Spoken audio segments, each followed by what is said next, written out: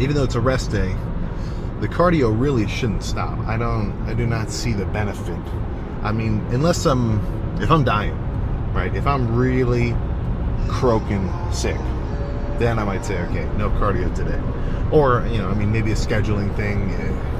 Like if it really is gonna cut into your sleep, assuming you actually went to bed at a reasonable hour, then I guess that could be a reasonable excuse, just because, I would say time spent sleeping, at least if you're in like a sleep deficit and you're only getting 5 hours, you might be better off getting an extra hour and a half than going to do cardio.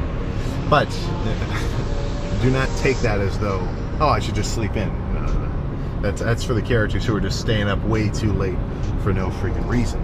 But I think I'm gonna get in there, scroll TikTok, scroll Instagram, play Clash Royale, maybe do a little balloons tower defense battles.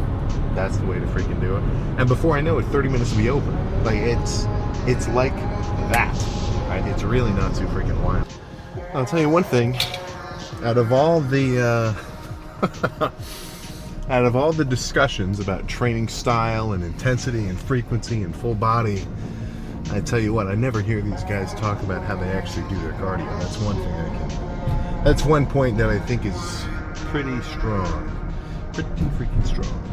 And I'm not lying, you really are missing out, right? Frankly, the only, it's like a damn infomercial, right? For only 30 minutes a day, you too can have an improved metabolism. You too can have a baseline level of leanness, much closer to dice than you may not without some baseline regular cardio activities. Not to mention just the generalized freaking, health benefits.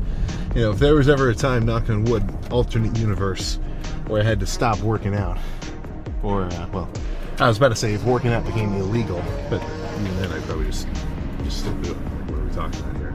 But if there was some kind of unstoppable force, weights were off the table, the cardio would not cease. And one thing, now that it's getting freaking nice out, I think I gotta start biking around. Instead of the seated bike, maybe swap to just freaking pedaling. But then it's I don't know, it's not as consistent, because at least when you're riding the seated bike, you got a consistent level of, I guess you could kind of say, resistance or difficulty, which you don't get on a regular bike. Because unless you have like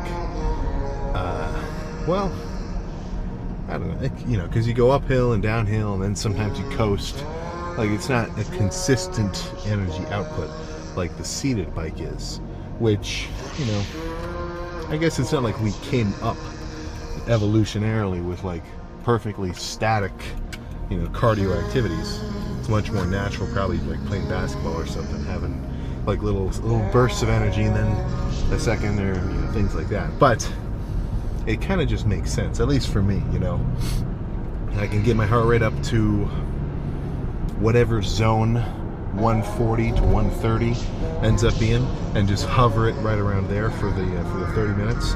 Sometimes, bump it up to 45 if I'm feeling froggy, but usually just the 30 is fine. But yeah, I tell you something, out of everything that you can actually add to your training, drop sets, supersets, whatever, or changing your split, I think adding cardio is actually probably your best bet compared to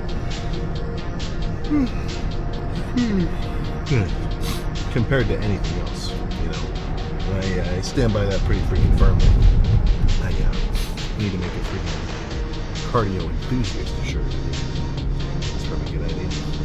But either way, plan now is go home, pack up all my shit,